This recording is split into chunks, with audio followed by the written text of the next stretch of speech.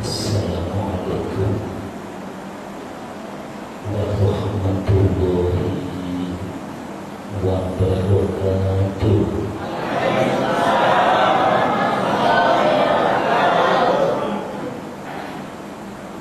Bismillahirrahmanirrahim.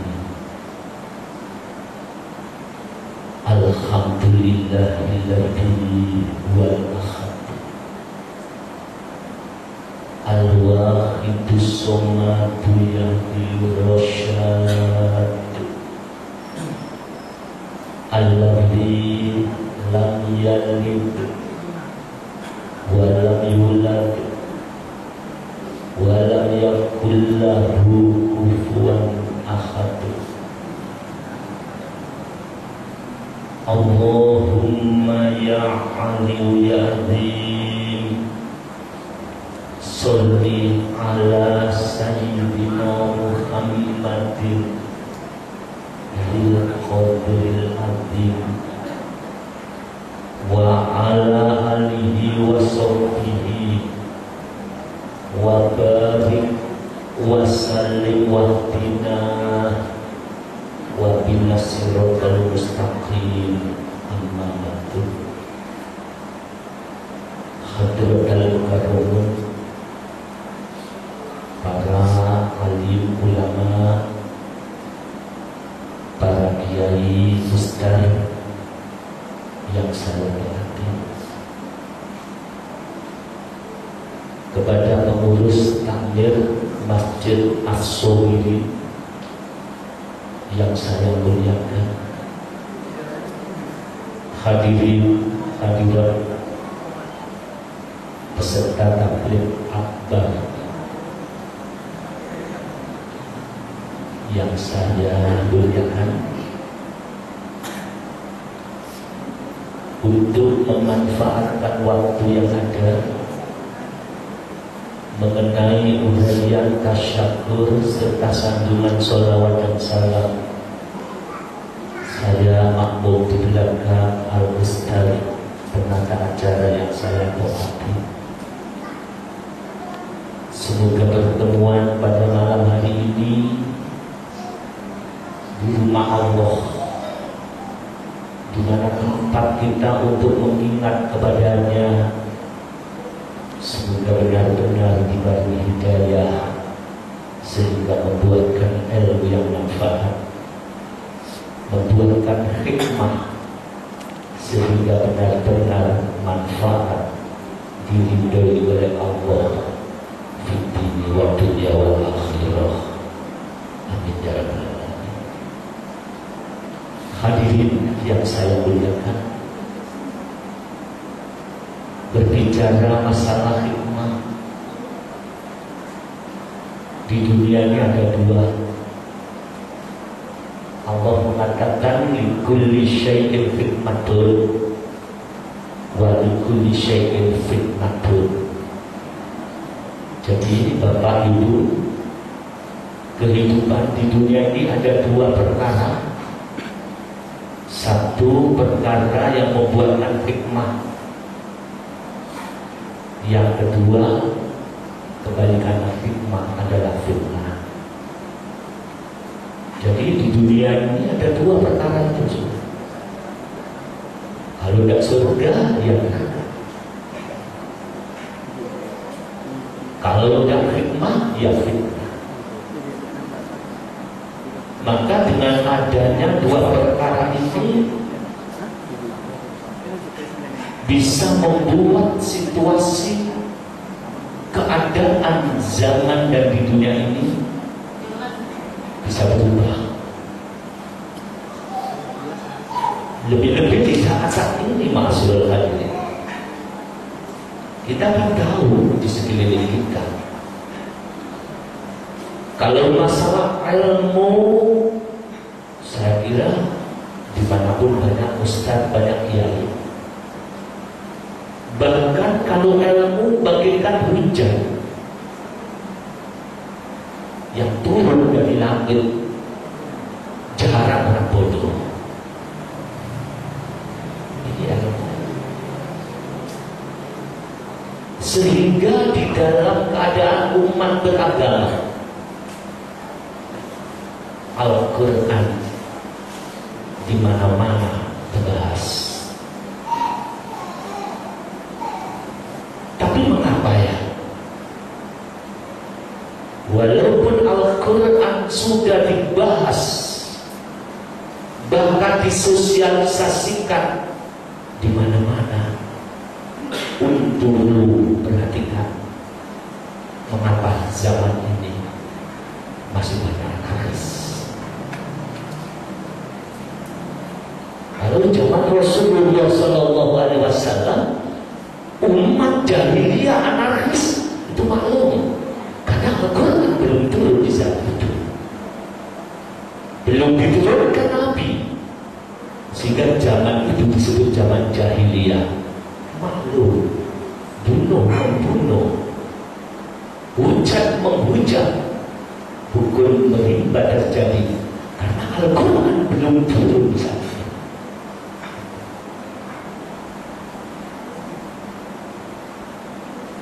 Unduru madza fis samawati wal ardh. Allah mengatakan, perhatikan wahai umat, perhatikan apa yang ada di langit dan ada di bumi. Buatlah pelajaran, jadikan guru, karena ada guru yang memang tidak harus berhadapan, ada guru karena ilmu Allah, ada yang tersirat dan ada yang tersurat.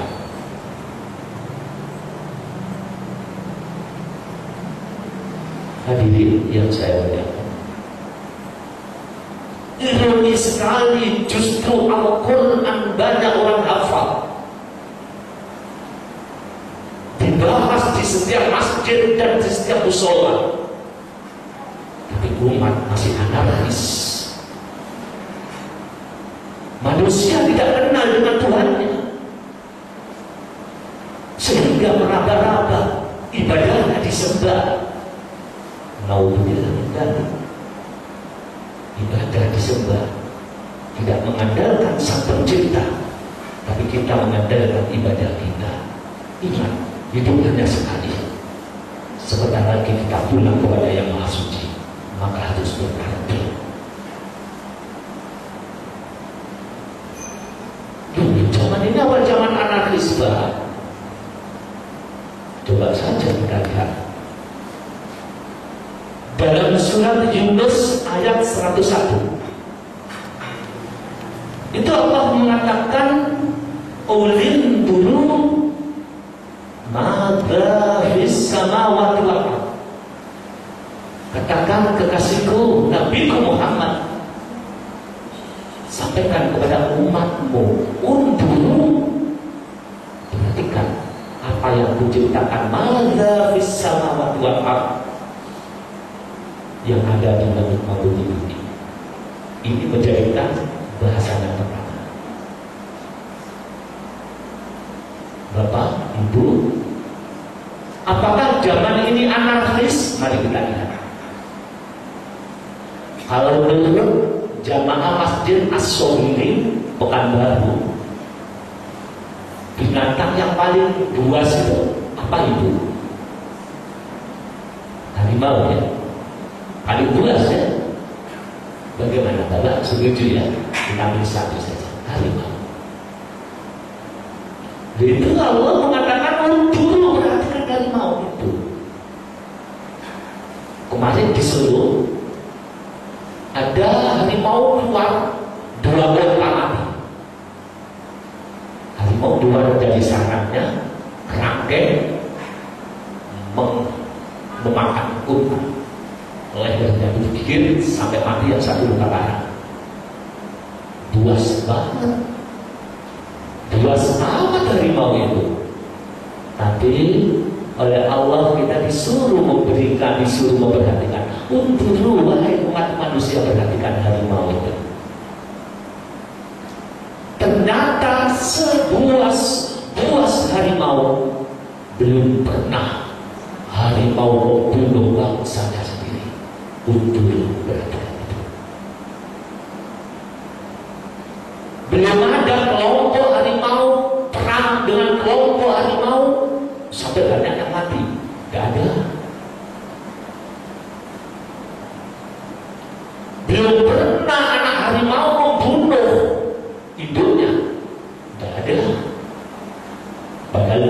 sudah punya akal. Untuk perhatikan. Tapi apa yang terjadi dengan manusia? Kalau zaman jahiliyah Al-Quran belum turun, maklum. Tapi sekarang Al-Quran sudah masuk rumah kita dari masjid ini. Tapi mengapa harimau tidak pernah lebih harimau? Harimau tidak pernah membunuh sesama harimau. Bahkan harimau tidak pernah memakan anaknya. Bahkan belum ada anak harimau membunuh induknya. Untuk fenomena apa yang terjadi? Justru manusia, Al-Quran diturunkan di bumi. Manusia yang beradab dan berakal, saling bunuh, saling hujat, sampai terjadi bunuh-bunuh. Untuk krisis apa dunia ini? Coba perhatikan. Fenomena apa seperti itu? Itu binatang buas. Dan kita ini manusia yang beradab.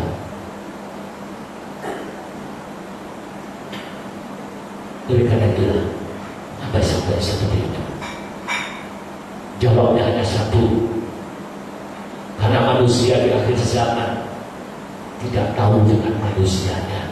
Orang Jawa nyebut menungso dan kenal dari menungsane. Ini akibatnya manusia bila ikakal an'am balhum adol. Manusia mereka itu lebih marah dari binatang. Bila ikakal an'am, manusia bahkan seperti binatang. Balhum adol, bahkan mereka lebih rendah daripada binatang. Itu Al-Quran berarti ayat itu sudah terjadi di era yang sekarang kita hadapi. Coba Bapak, manusia gak kenal menungsane, manil insan. Siapa sih menungso itu? Siapa manusia itu? Kita mengaji diri kita sendiri. Siapa manusia itu sendiri? Ini yang pertama, untuk membuka kesadaran diri kita. Dalam surat Al-A'raf ayat 11, Allah berfirman, A'udzu billahi minasyaitonir rajim. Walaqad khalaqnakum. Ini yang kunci, kata kunci. Walaqad khalaqnakum tsumma sawwarnakum tsumma qulna lil malaikati isjudu li Adam fasajadu. Lil malaikati isjudu li Adam fasajadu illa iblis lam yakum minas sajidin. Ayat 11. Sekarang kita kaji manusianya sendiri ya.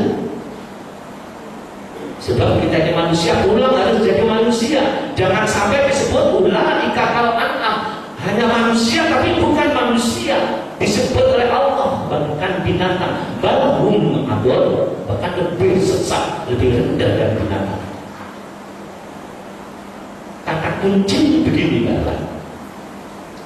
Walaqad khalaqnakum, dan sungguh wahai manusia, aku menciptakan kamu. Kuciptakan kamu sekalian. Kalau menurut hukum, menurut rumus, barang yang diciptakan itu asalnya ada atau tidak? Bagaimana Bapak? Barang yang diciptakan itu asalnya ada atau tidak? Ada atau tidak Bu?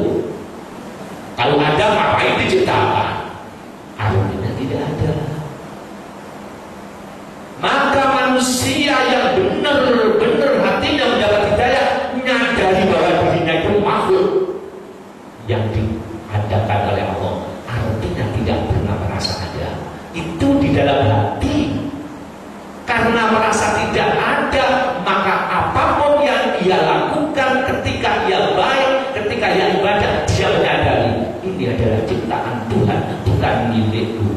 Aku tidak menyembah apa yang dilakukan, yang kusembah Tuhan yang meniadakan, yang mengadakan saya. La haula wala quwata, tidak ada kemampuan bagi kita dan tiada kekuatan illa billah, melainkan itu dari Allah, karena Dialah Sang Pencipta. Itu artinya ciptaan. Setelah manusia itu diciptakan, waktu itu masih arupa roh. Di alam arwah, roh, mulai Adam sampai manusia yang akhir zaman itu ngumpul jadi satu. Innama amruhu idza arada syai'an ayyakuna lahu kun fayakun. Jadi manusia, roh. Dan saat itu kumpul bersatu, tidak ada anarkis karena masih roh. Akhirnya Allah punya skenario surat Al-Baqarah ayat 30, di mana Allah mengatakan kepada malaikat, Allah berfirman kepada malaikat, Inni ja'ilu fil ardi khalifah. Aku akan menurunkan di muka bumi ini khalifah. Khalifah itu wakil.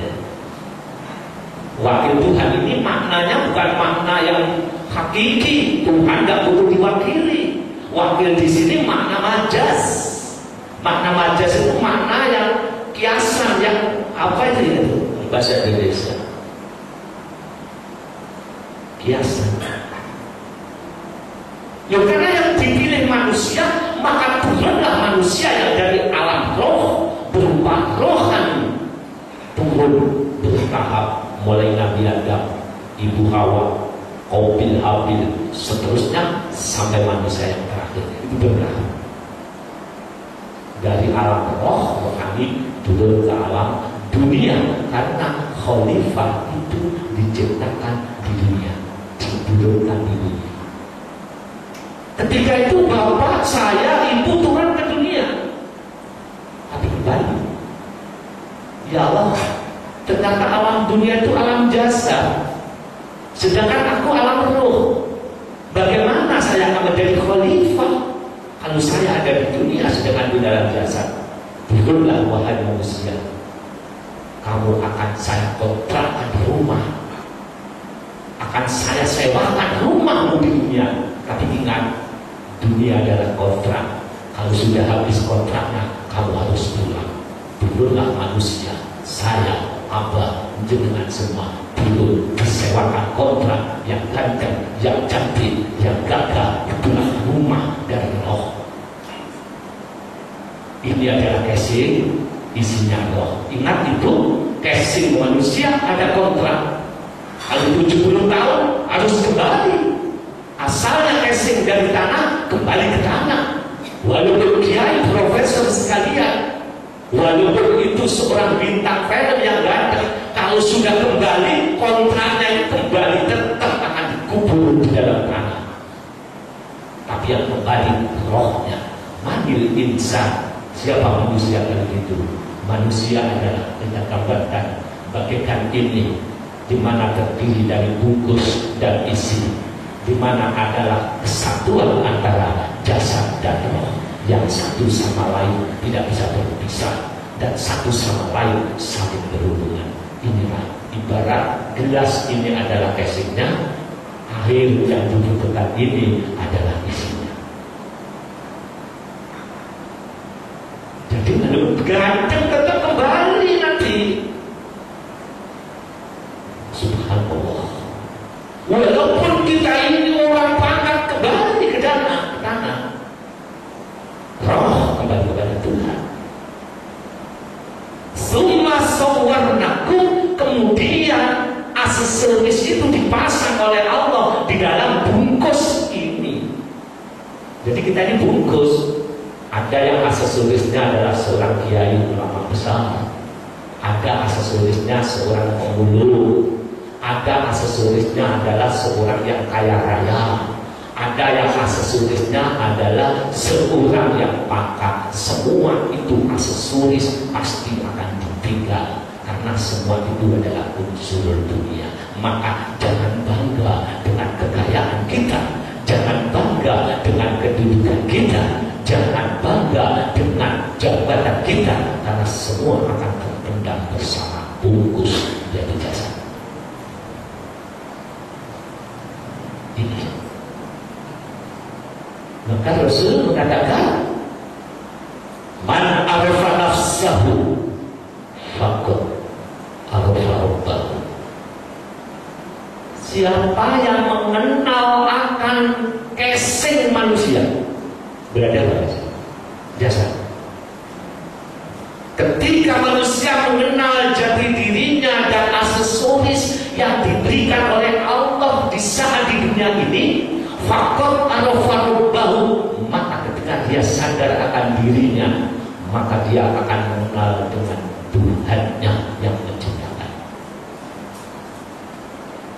Sumber anarkis itu bila manusia itu sudah belum atau tidak belum kenal dengan dirinya sendiri. Maka ketika ditanya manil insan, siapa manusia? Manusia adalah unsur bungkus, unsur kontrak rumahnya dan isinya. Inilah manusia sebagai khalifatullah fil ardi. Gimana? Mari kita lihat. Manusia mau sampai anarkis itu alasannya apa? Bukan karena orang itu pandai, bukan. Bukan karena bodoh. Anarkis itu bukan ditentukan oleh casing ini, bukan.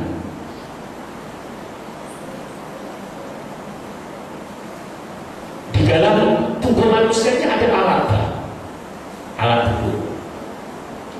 Ada ribuan bahkan jutaan yang ada di tubuh kita ini. Ibu, iya sama. Tapi ada satu alat tubuh yang paling menentukan manusia baik atau tidak, ada di dalam tubuh ibu dan tubuh bapak. Padahal tidak ada jutaan alat tubuh. Sama, saya sama dengan sama. Sekian alat tubuh itu Allah menaruh satu yang menentukan selamat atau tidaknya manusia.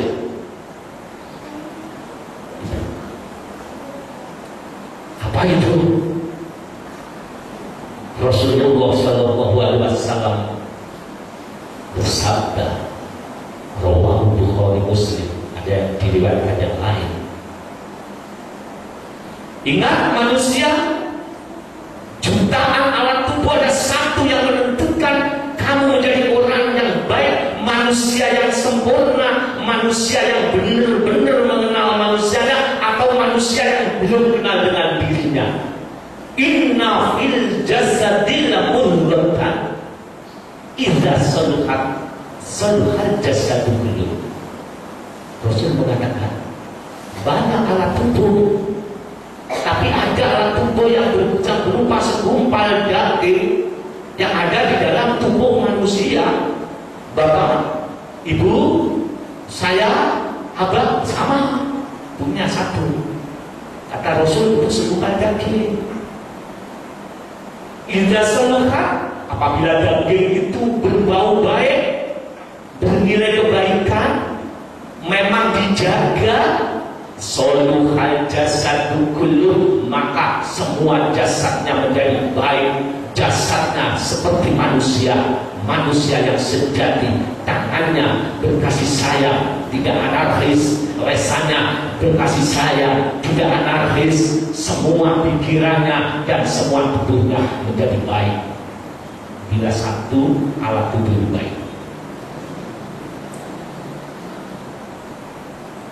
Tapi sebaliknya, wa idza fasada, apabila satu alat tubuh itu rusak, jelek, tidak pandang bulu walaupun profesor, kiai, siapapun, kalau satu alat tubuh berupa daging ini rusak, Walaupun saya disebut kiai, jadi kiai rusak.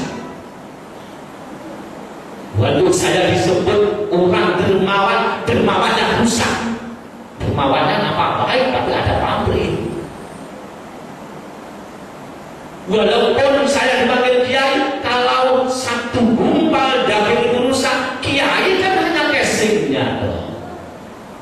Isinya ini yang bukan kiai. Casingnya manusia, tapi isinya bukan manusia. Karena segumpal daging itulah yang menjadikan manusia menjadi malaikat, manusia menjadi manusia, atau manusia menjadi binatang, atau manusia menjadi setan, tergantung segumpal daging. Apabila rusak, rusak semuanya. Apa kata Rasul? Alat tubuh itu ala wahyal qalbu. Ingat, itulah hati manusia. Apa maksudnya? Maksudnya gini, menurut manusia, surga dan neraka ada di hatimu. Kamu dicintai atau dibenci makhluk manusia juga ada hatimu. Kamu dicintai Tuhan atau dibenci oleh Tuhan, oleh Allah, itu tergantung hatimu. Maka jaga hati ini, bersihkan hati ini, agar kita betul-betul menjadi manusia yang sempurna. Lahirnya manusia, dalamnya manusia. Laqad khalaqnal insana fi ahsani taqwim, lahir maupun batin. Setuju ya? Tidak apa-apa kalau ini saya teruskan ngaji. Jangan tersikul ya. Yang namanya ngaji itu bahasa Jawa ngatur jiwa ya. Yang namanya ngaji itu memperbaiki diri, memperbaiki hati. Artinya manusia itu baik surga atau dicinta Allah tergantung hati. Walaupun masuk masjid besok kita masuk neraka tergantung hati. Maka ada dahulu nanti dilihat di sini. Qad aflaha man zakkaha wa qad khaba man dassaha. Allah berfirman, sungguh beruntung manusia yang punya hati, dia mau membersihkan jiwanya sehingga menjadi manusia yang sempurna, dan merugilah manusia yang selama hidupnya dia tidak mengenal dengan hatinya sehingga tidak sempat untuk membersihkan jiwanya. Mari kita perhatikan. Di zaman ulama-ulama salaf itu ada ulama yang bernama Syekh Fadil namanya, Syekh Fudel bin Iyad. Itu di zaman sekian itu di saat itu sudah memiliki santri 5.000, Pak. Baik itu dari luar negeri, dari Maroko, dari Mesir, Mesir, ya Mesir ya, Mesir, bahkan juga dari Arab Saudi. Dia lahir di kota Baghdad, Irak. Wakila sebelum Syekh Abdul Qadir Al-Jailani. Itu adalah ulama sufi. Syekh Fadil bin Iyad itu ulama yang wiroi itu selalu hati-hati. Masalah beda dengan saya masih berani marul gitu, Pak. Kalau lapar marul, kemarin dengan teman saya diajak marul nasi padang gitu. Kiai diajak marul nasi padang, tapi untuk saya pakai topi dengan kaosan, jadi tidak tahu kalau kiai. Akhirnya gimana? Saya Fudel. Ketika itu Syekh Fudel itu kegiatannya sering membaca Al-Quran dan dihayati sampai ayat qad aflaha man zakkaha wa qad khaba man dassaha, ulang-ulang sampai menangis dia mengerti artinya, makna dan kandungan ayat itu.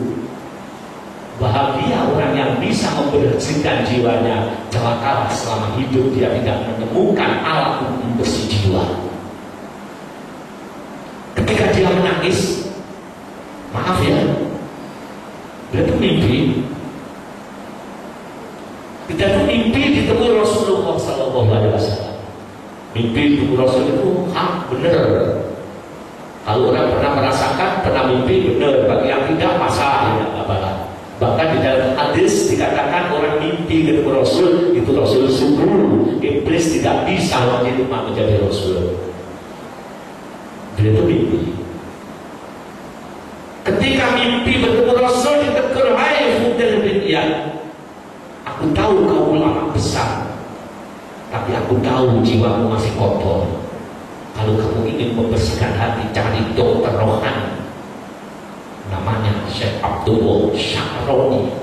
Dalam mimpi ada pesan itu, cari ulama yang mampu membersihkan hatimu. Jadi manusia itu seperti dokter. Ulama itu ada dokter, seperti dokter.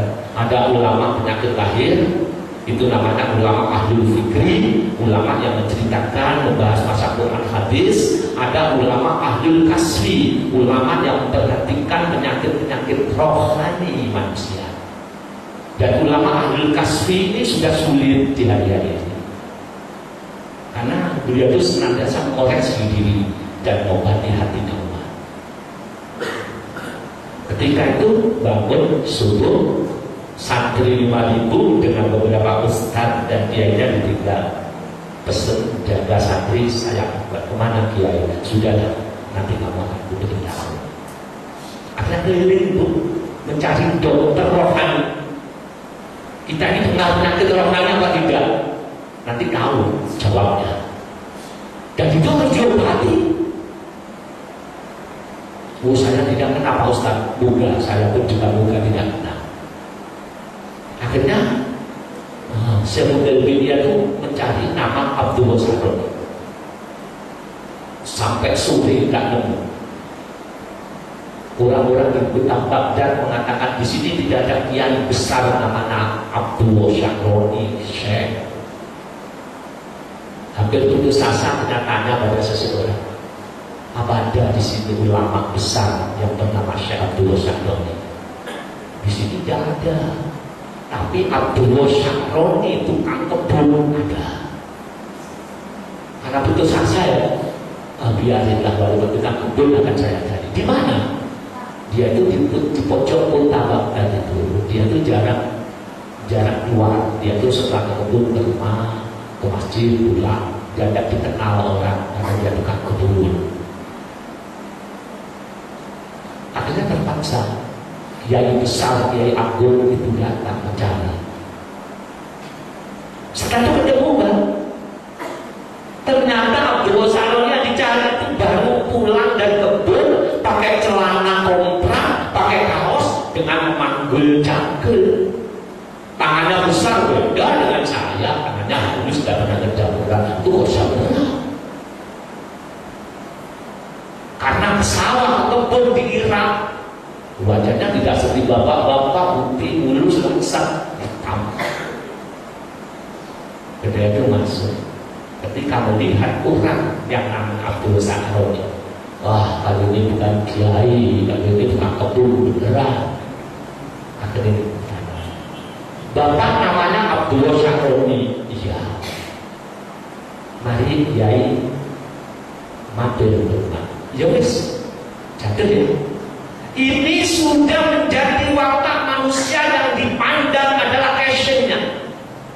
Bila casingnya baik, manusia sopan. Bila casingnya rendah, manusia sudah tidak memperhatikan. Padahal innallaha la yanzuru ila suwarikum wa ajsamikum, walakin yanzuru ila qulubikum wa a'malikum. Kalau manusia yang dilihat adalah Pak Kiai yang datang jauh dari Jawa Timur, pakai surga, panjenengan hormat. Tapi Allah yang dilihat bukan kiainya. Walakian dulu ila qulubikum, tapi yang dilihat adalah hati sumber. Baik tidaknya manusia adalah hatinya. Wa a'malikum, baru amalnya. Artinya jatuh, maksudnya jatuh tidak menghormati. Ya wis, aku tak mampir, bahasa Jawa gitu kan. Ya saya mau ke rumahmu. Akhirnya mampir di rumah. Nyatanya itu bukan seperti ini. Rumahnya itu dari tikar Bu, dari anaman pohon kurma itu. Setelah dilihat, oh iya itu ya, rumahnya tidak ada kitabnya. Kalau saya kitabnya banyak, tidak ada kitab itu dari kiai.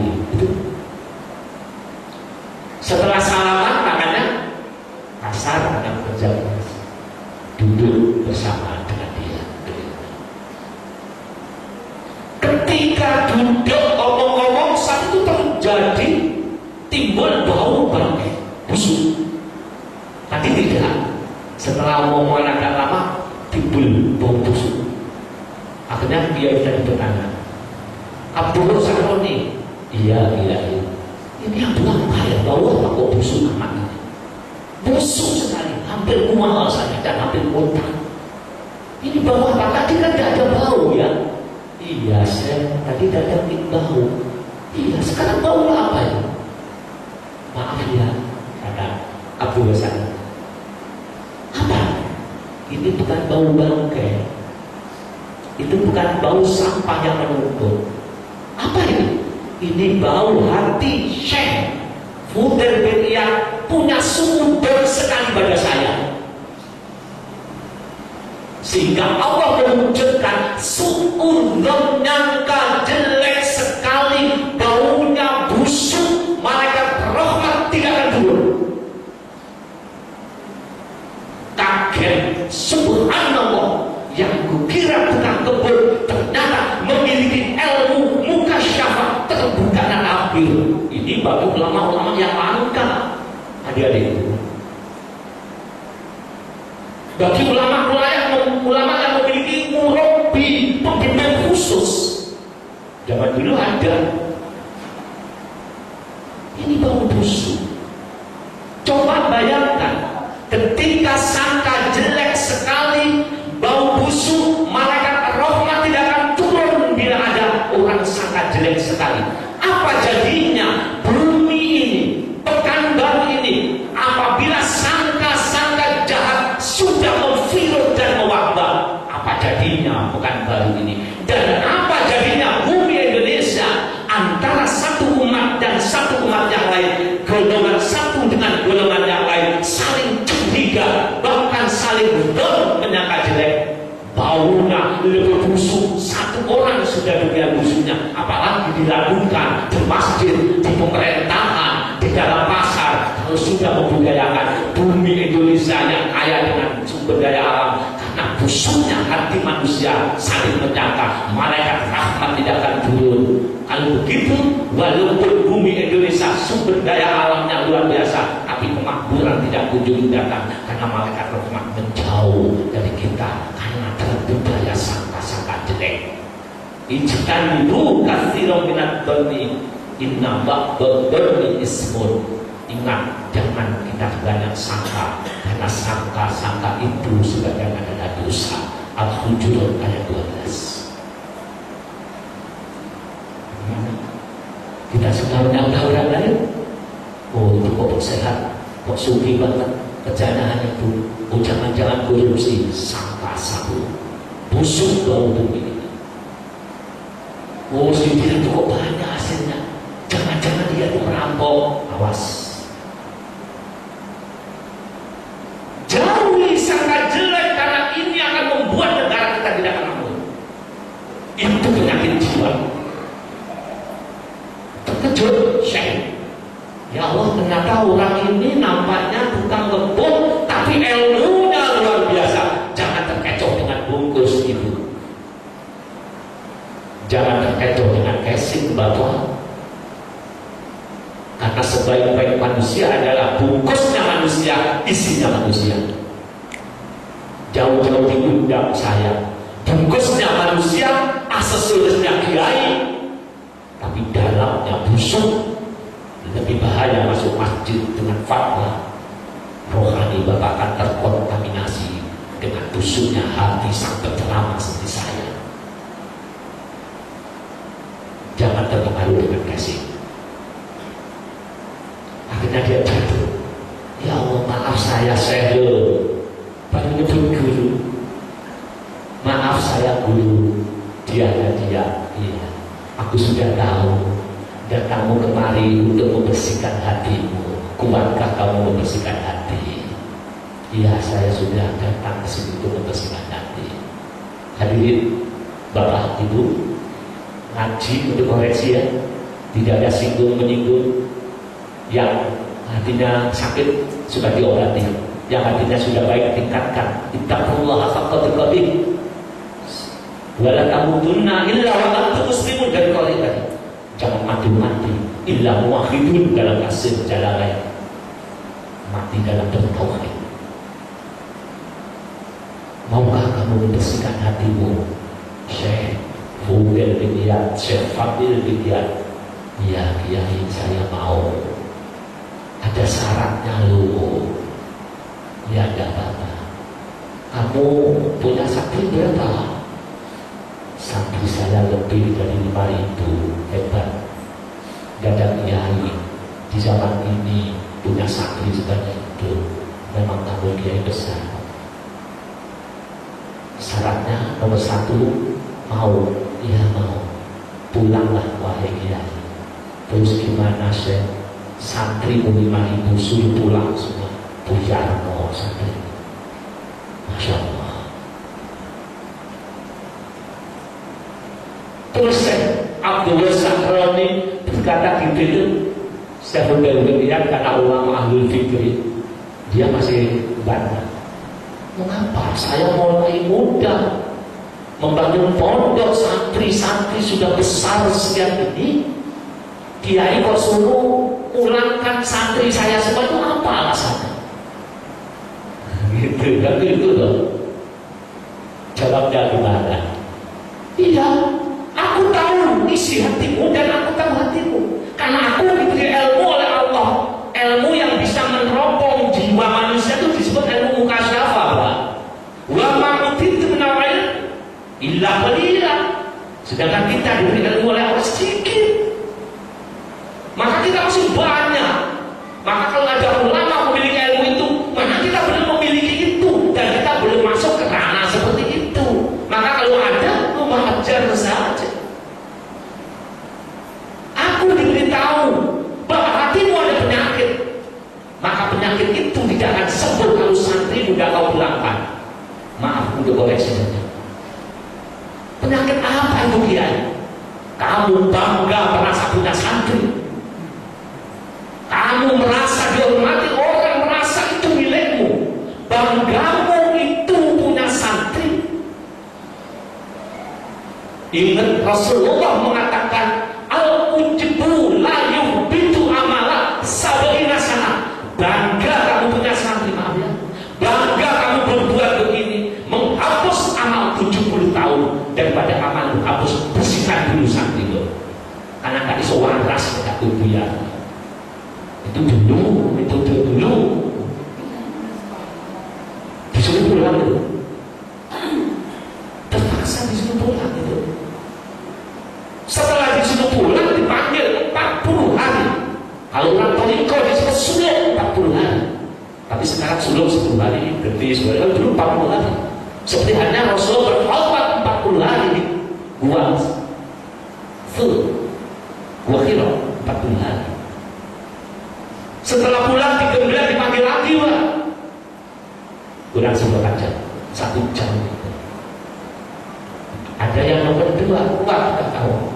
Ya, santri sudah saya pulangkan. Sekarang nomor 2, kamu ngarang kitab berapa? Saya mengarang kitab 100 kitab. Subhanallah. Ulama macam apa bisa ngarang 100 kitab? Kalau bukan alim, alamah. Yang ke-100 ini belum jadi, belum sempurna, kiai. Terus apa kata?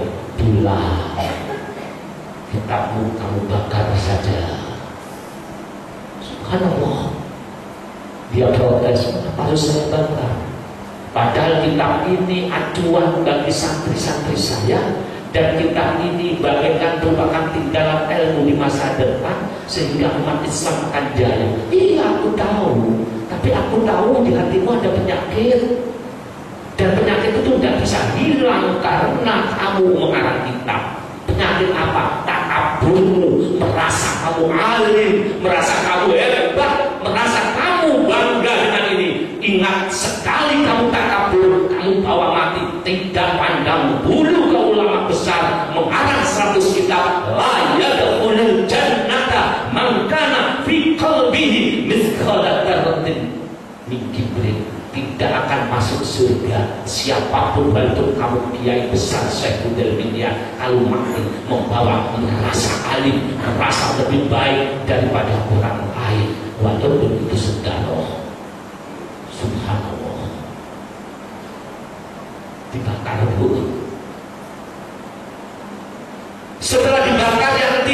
terpanggil yang terakhir. Ada apa Kiai? Kuat. Coba pakaianku ganti pakaian seperti saya ketika ada di kebun. Tapi jangan tuh ya, kalau sudah pakaian baik, pakaian yang baik saja. Jangan dulu saya berlebihan. Akhirnya pakaian kaosan, pakai celana, serban dicopot, habis pakaian biasa, disuruh jalan ke santri-santrinya yang sukses jadi kiai. Kamu harus puasa bisu dan jangan banyak bicara. Artinya puasa bisu itu kalau ngomong jelek hentikan, kalau ngomong gunjing prei, kalau ngomong baik silakan. Kalau kamu datang ke santrimu yang punya masjid, punya santri, diam, lihat di jedingnya, kamar kecilnya, kamar mandinya untuk wudhu. Kalau kosong sekarang kamu yang ngangsu, yang isi gitu. Aduh, kalau saya, nggak mau. Aduh, Pak Kiai, gila macam apa sekarang ini? Ibu mau? Aduh, nggak mau, nggak kuat. Tapi itu kuat. Akhirnya pakaian, bisu, ditanya santrinya, kalau nggak berdiem, tahu-tahu ada jeding diisi. Dia protes, ada apa? Saya kok di wisuda Pak, kok sekarang saya dibuat begini? Iya, karena kamu orang yang tenang, gengsi luar biasa, merasa lebih baik kepada orang lain luar biasa. Kamu tidak akan hilang kalau tidak seperti ini. Kamu supaya jadi orang tawadhu, karena ciri khas seorang wali pasti tawadhu, tidak ada wali takabur. Jadi di sini nampak ada wali, ada orang sangat tawadhu. Ketika ilmunya semakin berisi, ibadahnya semakin berisi, berpadi banyak isinya, pasti semakin merunduk. Itu wali kekasih Allah. Surga dilihat tawadhunya. Mau. Mengapa kok kosong bisu? Karena celakanya manusia itu dari resannya, Pak. Iya, Bu. Manusia ditampar oleh tetangganya karena lesannya. Manusia diangkat derajatnya karena lesannya. Ketika Syekh Fudel bin Iyad melakukan itu, digendeng-gendeng oleh orang lain. Ini kiai stres. Dulu gitu mengapa seperti ini?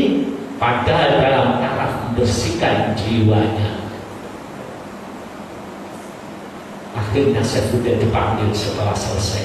Kembali, Syekh, kamu sudah lulus, hatimu sudah bersih, hilang perasaan banggamu ketika kamu banyak santri, hilang perasaan takabur ketika kamu sudah mengarang kitab dan sudah dihormati orang lain, dan hilang rasa gengsimu karena berubah menjadi tawadhu, rendah hati karena kamu sudah sudah mengalami ujian seperti itu. Pulanglah, ganti bajumu seperti semula, pakaian gamismu, pakailah surbanmu, panggil santrimu, karang kitabmu lagi. Syekh Fudel tersenyum kepada gurunya sambil senyum. Mengapa kok jadinya begitu, Kiai? Iya, kalau dulu hatimu kotor, semakin banyak ilmu semakin jauh kepada Allah. Sekarang hatimu bersih, ibarat padi, semakin banyak ilmu, semakin banyak amal, semakin merunduk. Itulah kamu karena bersihnya hatimu. Subhanallah, indah hidup itu. Mari Bapak, tablet akbar ini adalah menggoncang dan membongkar rahasia batin. Kalau soal pahala sudah banyak dia yang menerangkan. Pahala sebanyak apapun, bangga sekali, hapus 70 tahun. Sebanyak apapun, pahala surga bila lalu takabur turun dari surga. Ingat, ketika iblis disujud pada Adam, fasajadu illa iblis tidak mau sujud. Ketika ditanya oleh Allah, mana Allah tasjuda idh amartu, qala ana khairun minhu. Ketika Iblis ditanya, Iblis, semua sujud loh kalau Anda dengan Adam, mengapa kamu tidak mau sujud dengan Adam? Padahal kau perintah. Iblis ada di surga 80.000 tahun. Padahal kalau sudah ada di surga itu tidak bisa keluar loh, Mbak Ibu ya. Kalau sudah di surga tidak bisa keluar. Tapi Iblis di surga merasa ana khairum minhu, saya lebih baik dari Adam. Loh, ini di surga merasa baik sekali diturunkan oleh Allah. Ini di surga rumongso sampai siji, aku lebih baik dari Anda sekali turun, karena di surga tidak ada penyakit anak sebenarnya. Nah sekarang jenengan ingin masuk surga, iya, maka jauhi penyakit aku, jangan bilang aku, kendali, rendahkan diri kita. Kita tidak boleh merasa apa-apa, harus merasa semua, jangan aku. Di surga, sudah masuk surga diturunkan, apalagi yang mau masuk surga harus hilang penyakit anak, buang jauh-jauh. Maka Iblis usir. Maka kesimpulan dari pengajian ini ada dua kekuatan yang membuat manusia akan menjadi hamba. Satu, sebagai hamba Allah, hilangkan takabur, hilangkan ujub, hilangkan penyakit-penyakit lain dengan kekuatan bahwa manusia itu makhluk, apapun manusia dalam manusia ciptaan harus sadar bahwa dirinya adalah nol. Apa nol itu? Manusia nyadari bahwa dirinya nol. La haula, tidak punya kemampuan, wala quwata, tidak punya kekuatan. Semua disadari kami rendah di Allah. Kami tidak memiliki kemampuan. Jangankan ibadah, keluar masuknya nafas, illa billah, itu karena Engkau yang menolong. Maka hilangkan rasa mampu. Aku mampu ibadah, aku mampu bersujud. Hilangkan, ini Allah yang menolong. Ketika aku baik, ini Allah yang menolong. Ketika aku begini, Allah yang menolong. Jangan di aku, buang penyakit anania, ganti dengan sadarnya nol. Satu nol. Nol itu artinya jangan merasa. Orang Jawa nyebut ojo rumongso iso, tapi kudu iso rumongso, itu Mbak. Berbalik ya, ketiga. Ojo rumongso iso, karena bukan milik kita. Menciptakan tuh, kok rumongso iso. Namanya ciptaan itu apapun terserah pencipta.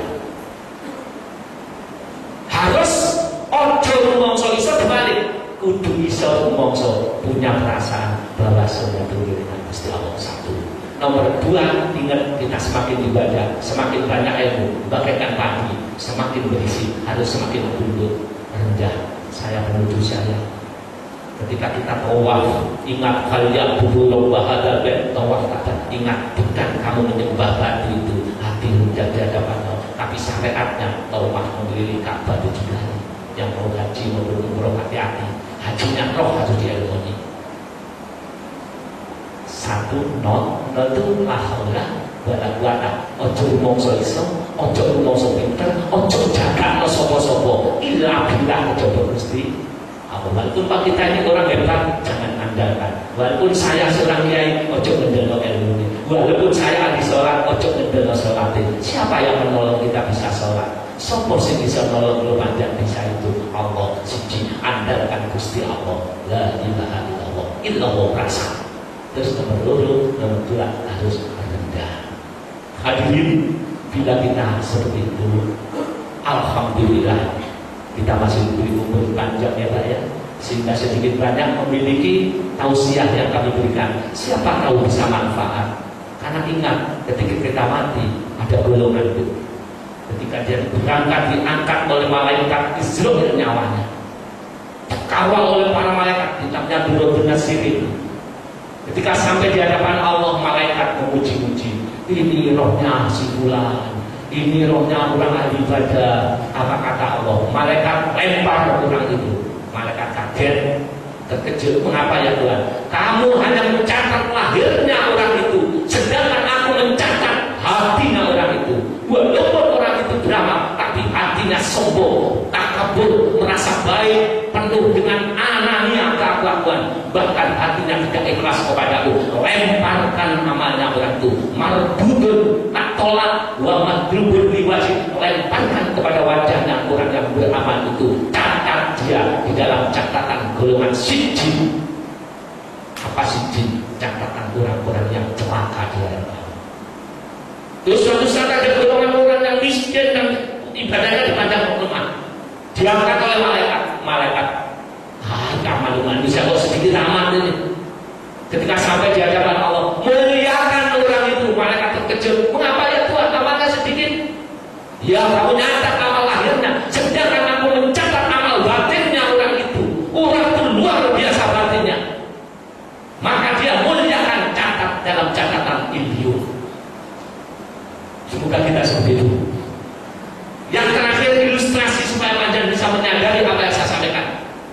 terakhir setelah itu kita tutup boleh bertanya. Ada 2 orang mencari pasir. Tahu ya kan mencari pasir? Sama-sama sekolah SMA. Ketika lulus SMA yang satu itu, ayo gali pasir terus, sudah saya mau kuliah saja. Wah sekolah gawe opo? Kuliah buat apa? Sudahlah, kamu cari pasir saya kuliah. Yang satu cari pasir, cari di sungai. Nah sini sungai apa? Itu sana saja ya, sungai Berantas, sungai Sulu gitu. Yang satu kuliah, sehingga 10 tahun tidak ketemu. Sarjana S1 karena dia beasiswa, S2-nya ada di Indonesia, S3-nya dibawa ke Jerman, doktornya dari dokter di Frankfurt Jerman. Ketika pulang ketemu saudaraku, terus ditanya yang dari Jerman tadi, kamu kerja apa kok kelihatannya gemuk enak ini? Terus nikah dong, sudah punya anak 1. Kerjamu apa? Wah, sudah dulu saya mencari pasir. Terus, oh sudah kaya saya. Pasir sekarang naik. Saya sudah punya truk 1, rumah mewah bagus. Itu hasil dari pasir, dari Sungai Berantas. Berapa 1 truk harga pasir? 1 truk 1 juta. Kalau sekali angkut 1 juta, kalau sehari itu bisa 2 truk, berarti saya dapat 2 juta. Dipotong oleh yang mencari, sopir dan nenek saya bersih 1.250.000. Tiap hari pun 1 juta. Hebat dong. Sambil bangga dia mengatakan, wah itu cari pasir kalau sukses seperti saya loh. 1 truknya berapa? 1 juta. Terus nanti bertanya, lah kamu lama gak ketemu, kerjamu apa saat ini? Jawabnya rakyat dari Frankfurt, Jerman Barat. Sama-sama mencari pasir. Gak percaya kan? Masa kuliah boleh pasir? Lebih baik gak usah kuliah, kalau cari pasir. Gak kuliah saya SMA cari pasir, punya truk, punya rumah. Lah kamu kuliah mau cari pasir? Wah, gak percaya. Saya tidak pernah bohong berkata, engkau kawan, saya sama dengan engkau mencari pasir, tapi hasilnya banyak saya. Kamu 1 truk berapa? 1 juta. Lah kamu lihat banyak saya. Gak percaya. Apapun cari pasir, walaupun dokter kode-kode boleh di Kali Berantas 1 truk sama-sama 1 juta. Apa kiai yang membawa pasir 1 truk harganya jadi 10 juta gitu loh? Ya enggak kan? Enggak. Walaupun kalau dokter kalau cari pasir 1 truk tetap 1 juta, tetap orang enggak. Saya lebih dari itu. Kok gitu? Iya. Kalau kamu mengangkat pasir dari Sungai Berantas, sedangkan saya mengangkat pasir dari ginjalnya orang yang kena batu ginjal. 1 saya operasi 5 juta. Kalau dapat pasir 1 truk berapa triliun itu? Paham? Yang 1 mencari di luar, yang 1 mencari di dalam. Artinya siapa yang menggunakan hatinya untuk beramal, 1 darah amal yang melibatkan hati yang 0, apa dia?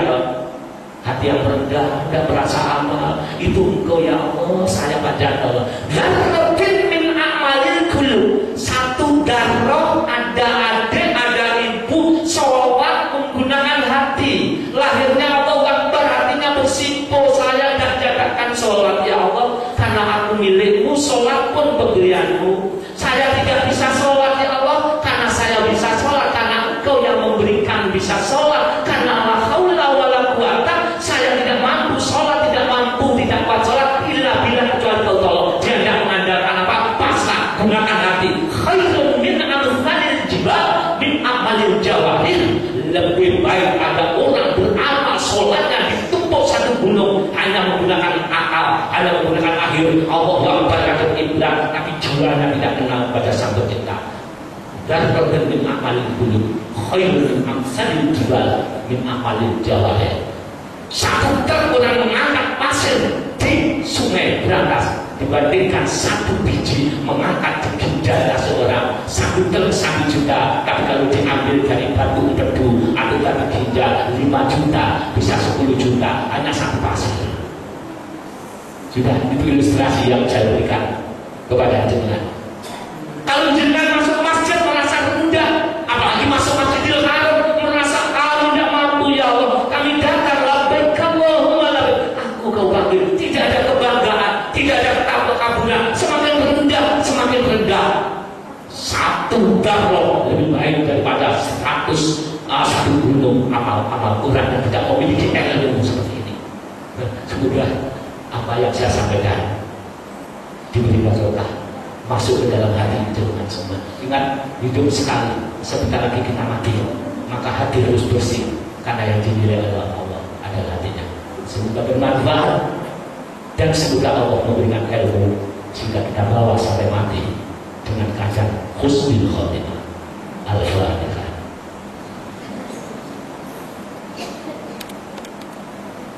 Ya, saya beri waktu tadi saja juga. Mungkin ada yang tanya, karena yang tanya sehubungan dengan ini aja ya, karena kami kok ke situ semua ya. Siapa tahu untuk mengetahui apa yang saya sampaikan, sehingga panjang akan merubah saat malam ini, ubah semuanya yang ada di hati kita. Dirasakan nafsu berhenti merasa nol dan merasa bodoh. Insya Allah kita akan menjadi muslim bagaimana. Saya serahkan kepada moderator ya. Siapa yang bertanya, ya mari, semoga Allah memberikan kemampuan kepada kami untuk menjawab. Kami serahkan kepada panjenengan semuanya.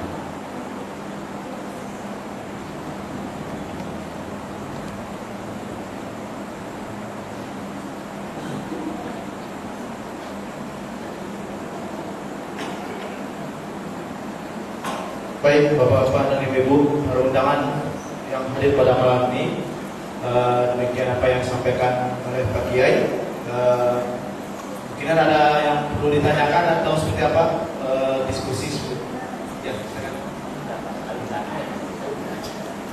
Ya, silakan.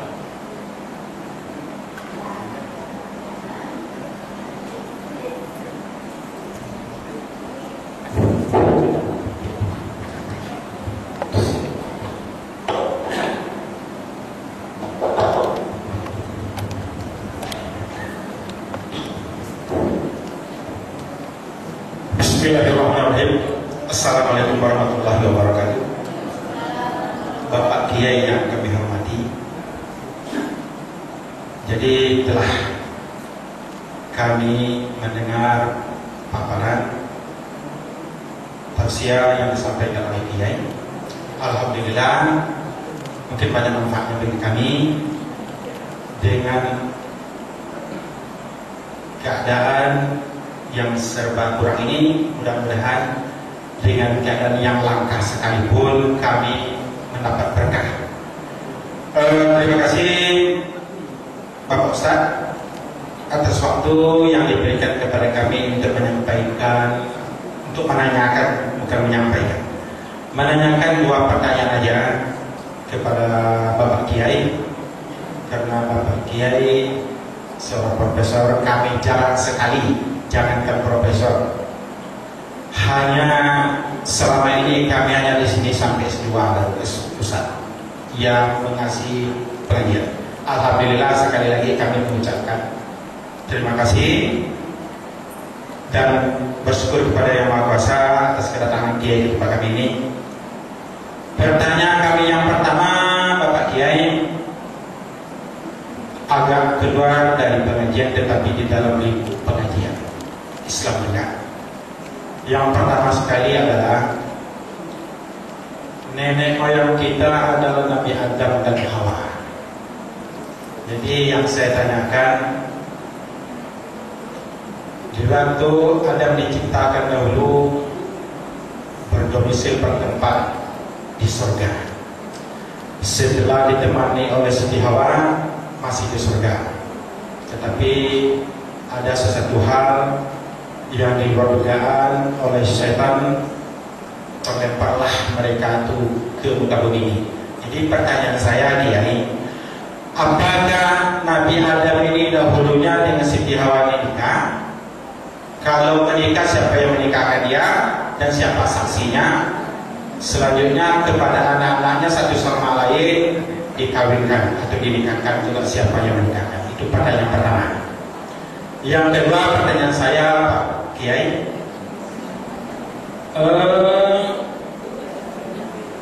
di Pulau Jawa itu saya melihat di media elektronik sering kali kita melihat bahwa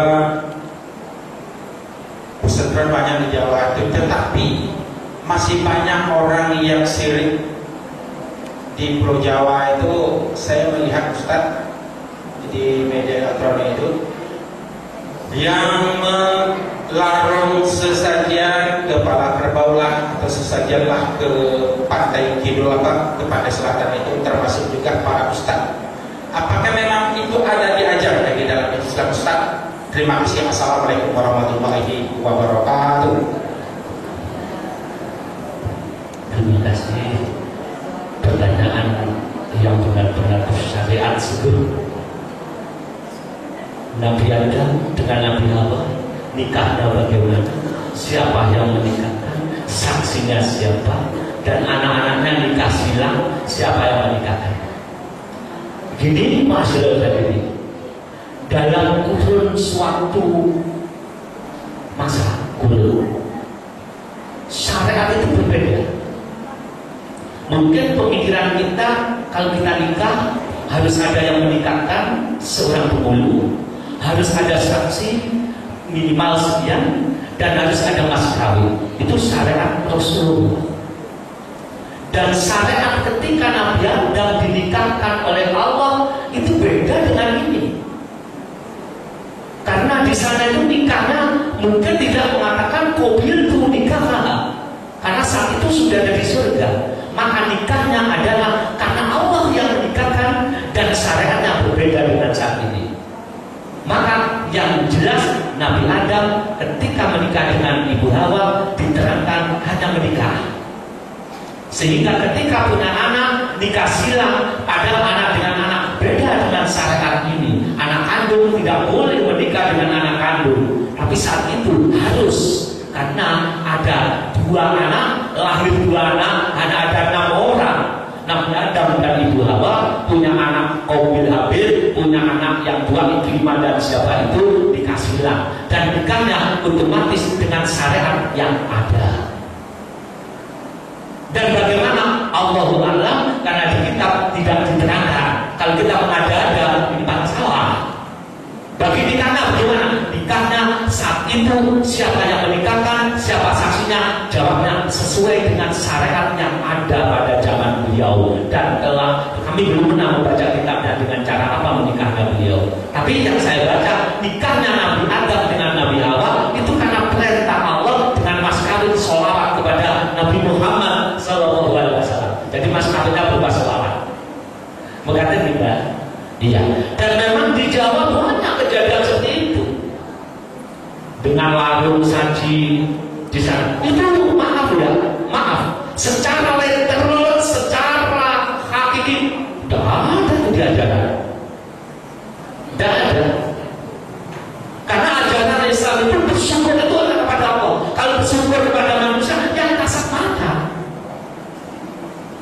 Dan dengan ideologi itu memang tidak kasat mata. Tapi beliau kok bisa ya mempunyai ijtihad seperti itu? Ya sudah, kita kembalikan. Tapi kalau kita melihat hukum Islam yang benar, itu tidak ada dan tidak dibenarkan. Tapi karena kami tidak tahu, belum konfirmasi ke sana ya, yang mungkin dia menemukan atau apa, ya sudah kita serahkan. Tapi kalau hukum Islam yang benar letter, tidak ada hukumnya. Kalau itu bernilai penyembahan, otomatis syirik. Hanya itu jawaban kami. Tapi kami belum mengkonfirmasikan kepada dia kok beliau itu punya ijtihad seperti itu. Maka Allahu a'lam, kami serahkan sepenuhnya kepada Allah. Benar tidaknya Allahu a'lam bishawab. Terima kasih. Iya.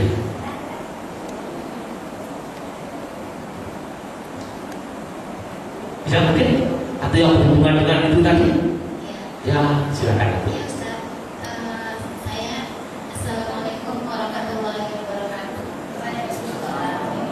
Saya ingin menanyakan bahwa hati manusia itu kan bolak-balik. Ada saatnya kita merasa menjadi orang yang baik, tapi ada saatnya kita merasa hati kita ini jauh dari Allah. Apalagi ketika kita dizolimi. Yang saya ingin tanyakan, ketika perasaan itu berbolak-balik seperti itu, apa yang harus kita lakukan? Kalau seandainya ada seperti bacaan, apa yang bisa kita baca supaya hati kita selalu terarah kepada ajaran-ajaran Allah? Yang kedua, ketika kita merasa diri ini mulai ria, kita akan ini hanya terjadi pada diri saya sendiri. Ketika kita merasa ria, kita akan selalu langsung mendapat musibah gitu, walaupun ria itu belum tercetuskan dalam hati kita, masih dalam bentuk perasaan, dan kita akan langsung mendapat. Saya akan langsung merasakan seperti ada musibah yang saya dapatkan, walaupun itu kecil, tapi saya merasa ini seperti apakah ini teguran atau azab bagi saya. Terima kasih. Terima kasih Ibu, sangat bagus. Ini yang saya bagi kita semua merasakan.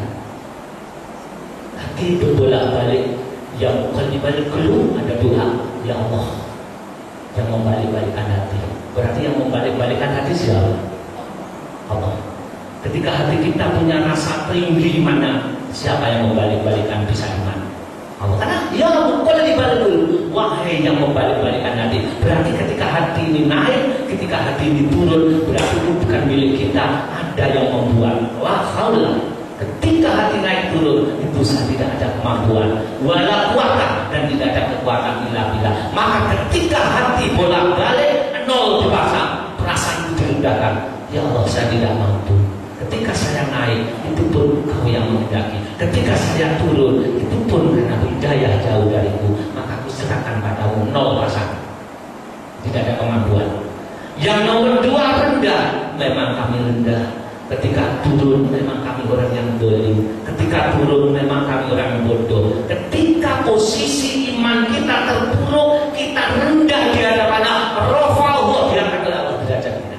Syaratnya harus tenggelam terus di sisi Tuhan. Tenggelam terus tawar. Ketika naik timbul bangga, timbul riak, tenggelamkan. Bukan milikku ya Allah, ampuni kami. Tapi salah, perasaan salah harus senantiasa dipasang. Karena apapun hamba harus berpakaian hamba. Apa pakaian hamba? Rendah, merasa berdosa dan merasa tidak mampu. Itu yang panjenengan pakai.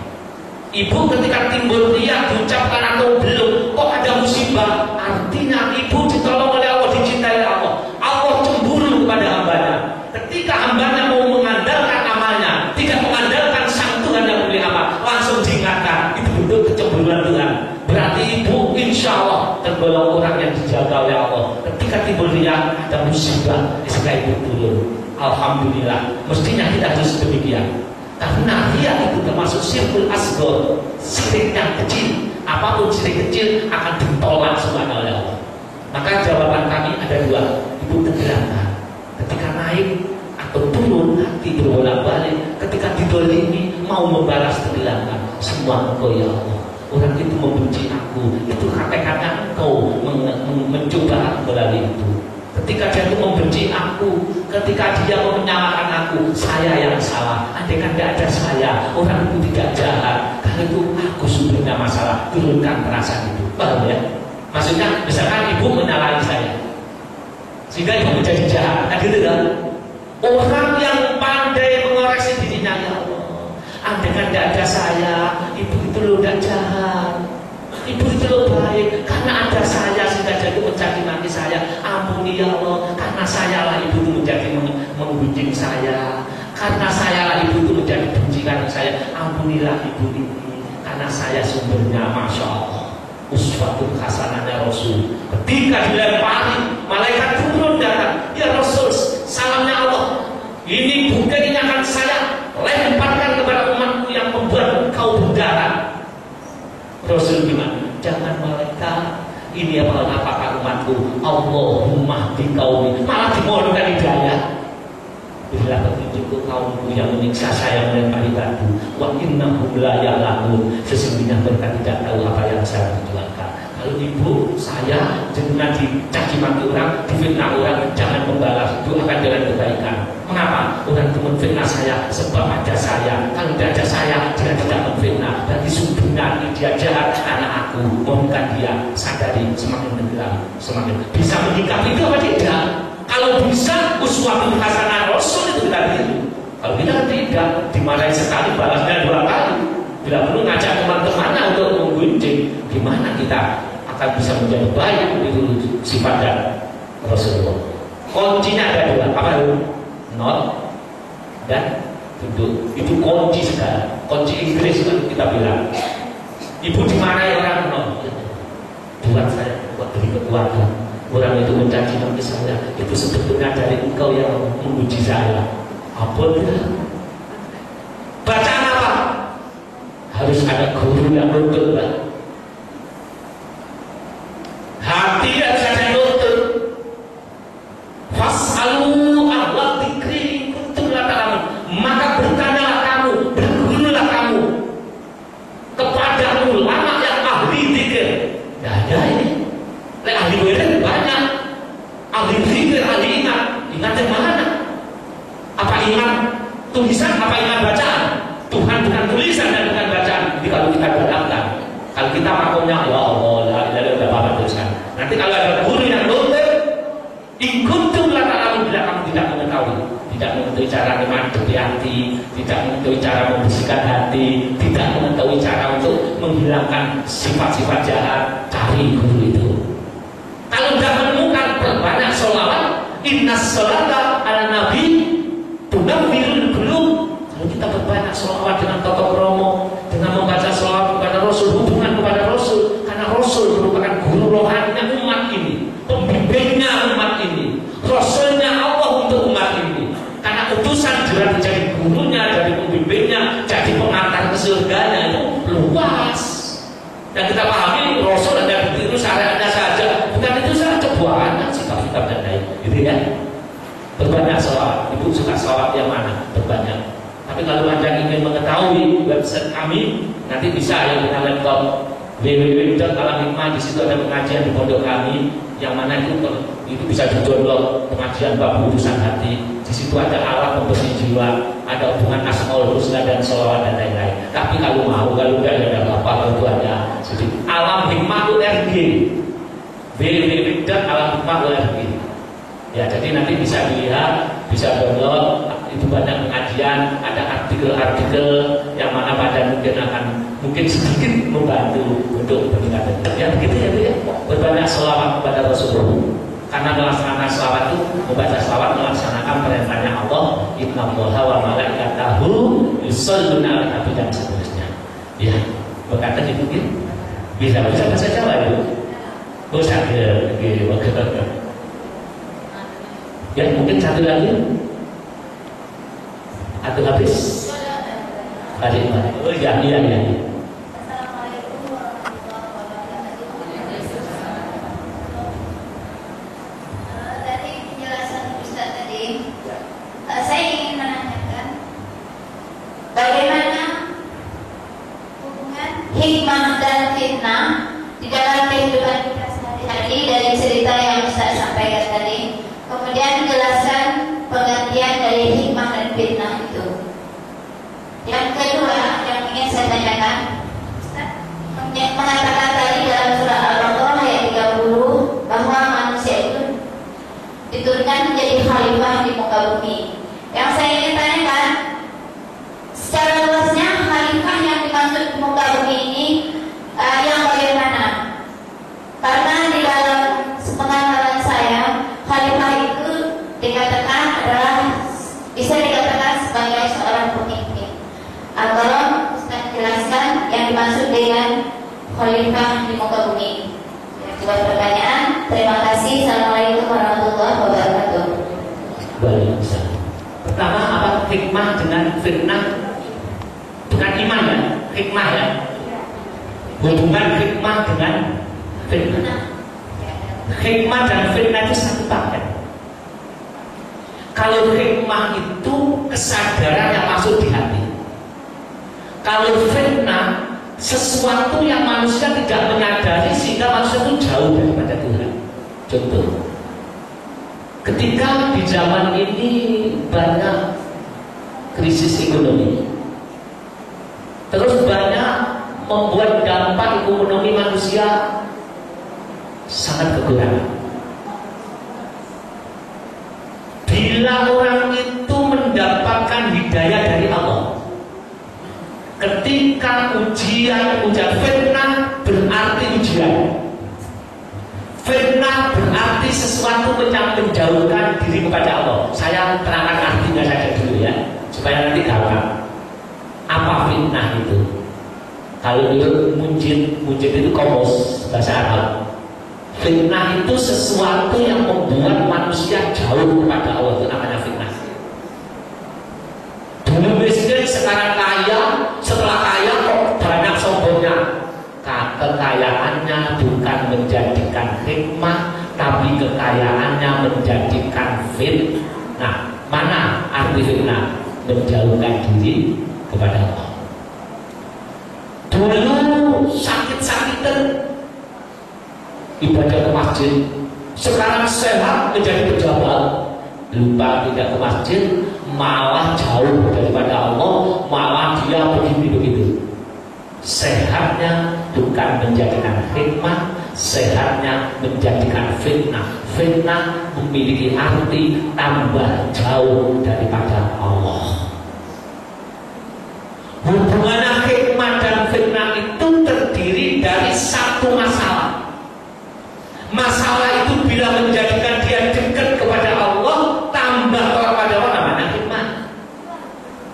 Tapi satu masalah itu kok menjauhkan diri kepada Allah, berarti itu fitnah. Satu sudah terjawab ya. Kita punya ilmu, hafal Al-Quran, setelah hafal tambah takabur, tambah riak suka pamer. Walaupun hafal Al-Quran itu fitnah. Bukan Al-Quran yang menjadi fitnah, hati kita.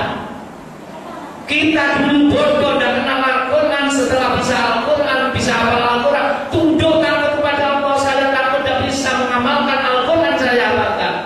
Ketika dia membaca Al-Quran, ya Allah saya takut timbul riak di hati saya. Riak itu pamer.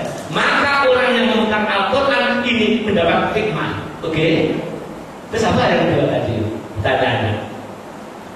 Khalifah, apa masih ada hikmah fitnah? Hikmah itu apa? Fitnah itu apa? Ya sudah ya. Khalifah itu makna yang pertama adalah wakil. Wakil itulah Rabbuka lil malaikati inni ja'ilun fil ardi khalifah. Saya akan menciptakan di muka bumi, menurunkan di muka bumi ini adalah khalifah. Khalifah itu artinya wakil, wakil Tuhan. Ini arti majas, bukan Tuhan harus butuh wakil, karena Allah kuasa tidak butuh siapa-siapa. Wakil ini artinya dunia akan menjadi aman, menjadi bersyariat, menjadi bertauhid. Saya turunkan manusia, maka manusia sebagai wakilku. Maka ketika manusia menjadi wakil Allah atau khalifah, ada kalanya yang enggan dan kufur. Akhirnya dia tidak mau menjadi itu, tidak mau menjadi wakilnya Tuhan, maunya jadi Tuhan. Paham? Dia disuruh menjadi wakilnya Tuhan, tidak mau, maunya jadi Tuhan. Aku pejabat, aku kuasa, aku hebat, aku alim. Itu milik kita atau milik Tuhan? Milik Allah. Kok kamu aku? Berarti kita maunya jadi Tuhan. Ingat, ini hati. Bisa jadi saya di sini merasa jadi Tuhan, karena pidato merasa alim, merasa ilmunya tinggi, maka tidak langsung jatuh dengan Khalifatullah, tapi menjadi musuhnya Allah. Walaupun berkedok kiai berbaju ini, tapi kenyataannya merasa jadi Tuhan, karena Tuhan kuasa, kita merasa kuasa. Tuhan yang maha hidup, kita merasa hidup. Tuhan maha kaya, kita merasa kaya. Artinya harus nol supaya hilang penyakit itu. Oke ya? Khalifah bermakna pimpinan, karena pemimpin dunia. Dunia harus dipimpin. Pemimpin siapa menjadi khalifah? Pemimpin-pemimpin yang berdasarkan perintah Tuhannya, yang mewakilkan pada kita. Maka apabila saya seorang pemimpin kok merasa benar, merasa mampu, merasa jadi pimpinan, ini bukan pemimpin merasa jadi Tuhan. dia jatuh daripada fungsi khalifah yang sesungguhnya, malah ghosab miliknya Tuhan kok diaku, orang meluk duit kok diaku. Begitu ya?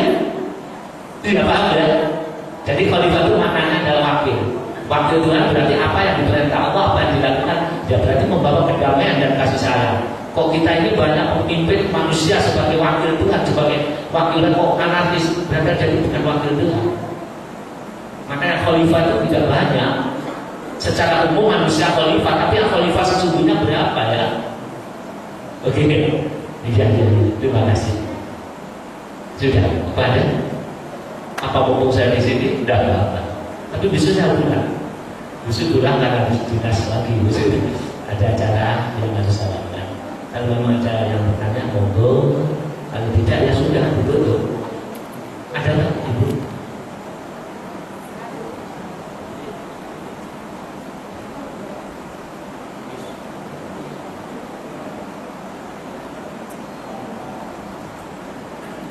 Tidak apa-apa, kita saudara, kita sesama umat Islam, tidak ada apa-apanya. Ayo merasa nol bersama, merasa rendah, maka kita menjadi satu rumpun hamba Allah. Tapi ketika kita menonjol terus, sudah lepas ini. Iya, masih ada ibu.